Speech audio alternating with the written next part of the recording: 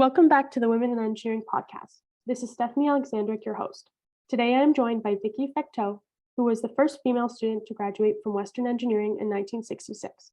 She is joining us today to talk about her experience and to provide some insight into what being an engineer means. Hi, Vicki. How are you today? Hi, Stephanie. Fine, thanks. How are you? I'm great, thanks. Okay, jumping right into the questions, I have a few for you. The first one is, what was your childhood like? And how did it lead to your interest in engineering? Well, I was born in the right place at the right time. I always say that I won the lottery the day that I was born. I grew up in Belleville, Ontario, where we had excellent public schools. In grade 13 at that time, they had province-wide exams. So I was fairly good at math and science, not so much English and history, but my marks could be compared with any other applicant for engineering because we all wrote the same exams. And I had always admired women who went into traditionally male occupations, so that's why I applied for engineering at Western. I had a similar, or not, I guess similar. I was doing pretty well in my subjects as well in high school. And my inspiration kind of came from my uncle, actually, who he never saw engineering as being a male profession. I was capable in those subjects, and so he pushed me towards that because he didn't see any any reason why not to, and that's how I got into it as well. Mm-hmm. It's good to have a supportive family, and my family was supportive too. That's awesome. Yeah, that's honestly a lot of women that I've talked to. That is definitely where it starts. It's having family and friends that support the career that you're going into. Okay, next one. What was it like being the first female engineering student at Western? Well, at the beginning of my first year, I was asked a lot of skeptical questions, but eventually that stopped. The guys in my class did not really give me a hard time, although they have told me since that they gossiped about me. I do not even want to know what they said.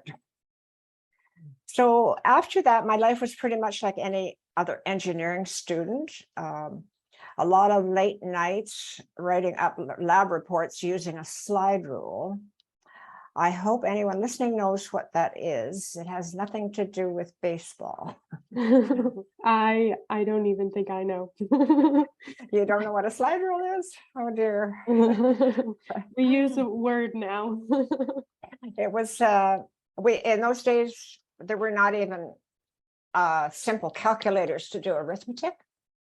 Well, there were, but they were very, very expensive. So a slide rule was it's a rule that has a bar that slides, and it was used to do arithmetic. So if you were going to multiply two numbers, you put the two numbers, kind of line them up on the rule, and got an answer.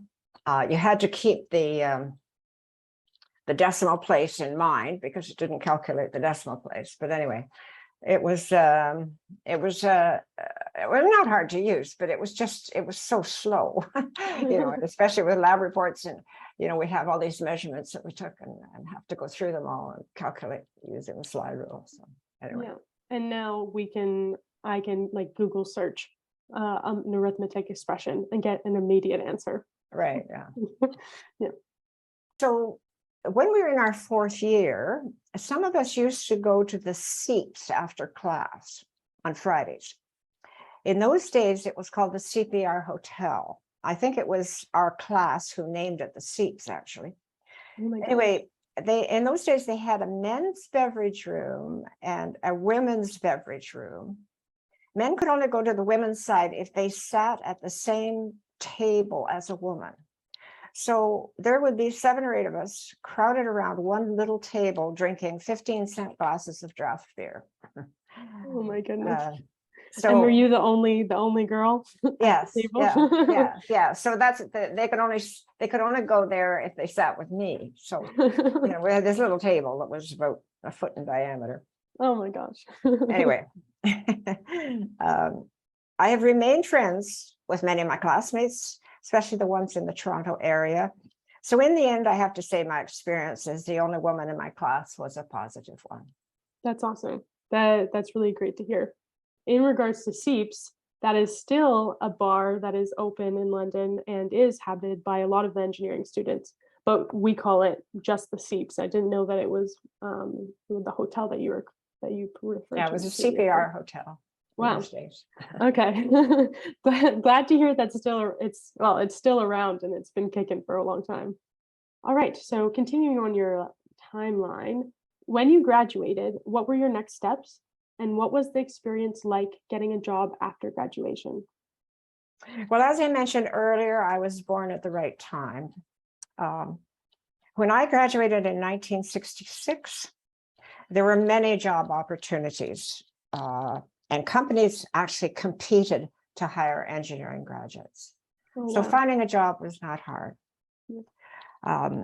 I took a job with IBM, where I spent most of my career. What did you do at IBM? Well, I was a systems engineer, and when I graduated, there were no computer science classes at all. We took a Fortran course, I think, when we were in our third year. So IBM hired engineers and math graduates and trained them themselves in computer technology. So next question, what did you learn while working as an engineer in the industry? Engineering teaches you many things, and one of the things is you learn how to learn, which is very important. And any engineer has to be able to learn a new technology or changes in technology because everything changes so fast. That's one good thing is that you learn how to adapt and adapt to changes in your technology, even if you're practicing as a electrical engineer. I think you are. Yeah. Things are going to change more quickly probably than they did in my time. So, well, of course, in addition to the technical knowledge, I also learned professional skills such as how to work with other people, how to present ideas in a clear manner, and how to teach technical skills. Did you find in school, did you feel that your undergraduate did set you up for success in those fields, or was a lot of that learning actually done when you started working in the industry? Well, there's nothing like real life to teach you these things. So Yes. I would have to say it was when I started to work that I really developed those skills. Yeah. Next one. What is some advice you would give your younger self and current engineering students looking back on your career? Well, I could spend a half an hour on that topic, but I will try to summarize it. So I would say do your job well. That's probably the most important thing. If you make a mistake, and everyone does, admit it readily and take responsibility. Do not let anyone dismiss your ideas without having a logical reason. Avoid personality conflicts. Stay healthy. And give back to the community by volunteering or giving financial support to causes you believe in. It's a privilege to be an engineer in Canada, and nobody gets there by themselves. There's a lot of support. So it just makes sense to give back somehow to the community. I definitely agree with that. There was a lady I interviewed a few years ago. Her name is Sarah Shortreed. She's an alumni of Western as well. And that was one thing that she really emphasized was that when you're a student, but also once you start getting into your career, that you should be involved in volunteering. And if you can donate to various organizations, that was something that she really, wanted to promote. Yeah, you can always make time for volunteering. I confess that when I was working full time, I didn't do any volunteering, and I could have. a couple hours on Saturday morning or something like that. I always supported various organizations that I believed in, but it was really only after I retired that I started volunteering, and it's such a worthwhile effort. I wish I had done it earlier. Yeah. I think like with volunteering, a big, I would say barrier is that a lot of people think it takes a lot of time, but there's so many different organizations that need volunteers, and it can be like Saturday morning, or even just every once in a while you're a volunteer for an event. So it's not that difficult, or even that time consuming to volunteer. It's more about, I think, educating yourself about what you can actually do. Yes, I think high school students in Ontario now have to do volunteer work to graduate. I'm not sure if that's correct or not, but so they learn. Well, that didn't exist when I was a student, high school student, and but that gives them an introduction. So they know a little bit about volunteering and where they can volunteer and what they want to do. So that's a good thing. It would be interesting to see if universities would have something like that, where you would require some volunteering to graduate. I don't think that's an actual requirement, at least not that I know of. But it would be nice to see it continue, because I think in university, some people or most people can be more individual minded, so they forget about volunteering and that part of, I guess, being a good person. Did you want to talk about the organization that you volunteer with? Well, in my volunteer work, I do two major things that are quite different. One is I visit a deaf-blind man twice a week. I've been doing that for 18 years since I retired, and he doesn't see, hear, or speak, but he's very intelligent, and I communicate with him through a hand language called two-hand manual, which is actually quite easy to learn. And so that is that's the one thing I do. And the other thing is I've become active in animal rights, and I'm a director with the Canadian Coalition for Farm Animals, and we work on improving the lives of farmed animals, to improve the conditions that farm animals are raised in, transported, slaughtered, that kind of thing. Is there anything else that you would like to add? Well, I would encourage anyone when they graduate to apply for a professional engineer's license as soon as you're eligible. It's a very prestigious designation, more so than even your degree, right? It's recognized, and it indicates not only your knowledge and your capability, but also your character. So I use it. I'm retired now, but I've kept my license as a retiree, and I use it even now in my volunteer activism work. On letters that I write to government or industry leaders, or people like that, or sometimes just ordinary people. It seems to have an impact. So as I said, I would encourage anyone to apply as soon as you're eligible. It's a very prestigious, like you're saying, prestigious title, and it does add, I think, some, like you're saying, importance to whoever you're writing to. And for like designs or any engineering work in Ontario, if you are the one signing off on it, you have to have the professional engineering license. Yes. Yeah. So it can be a very valuable thing to have. And then just for, I guess, our listeners, our students, we take ethics in our last year of school, and then you can take the professional engineering, I think, ethics exam relatively shortly after you graduate. So that's something that I've talked with friends and older, I guess, like engineers, and they've always recommended doing the ethics exam as soon as you can, while the ethics course is still fresh in your mind. When I first applied, we didn't have to write an exam. We could apply within 2 years of graduating, and we actually just had to get references from people we'd worked with or people who had known us during our lives. So it was a little easier. You must think my whole life was much easier than yours is. And No. in some ways it was, but there was, don't forget the slide rule. Yes. That was the hard part. Yes. I think that's probably like I think the biggest transformation is like you probably not many people owned a computer, less a laptop a long time, like not too long ago.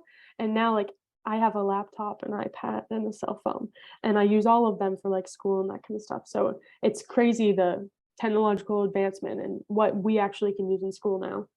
Yeah, there was nothing like that, you know, and when I was at Western, or even after I graduated, like when I worked for IBM in the beginning, we had what we called mainframe computers that you know, we programmed, and they would do things like payroll and accounts receivable and that kind of thing.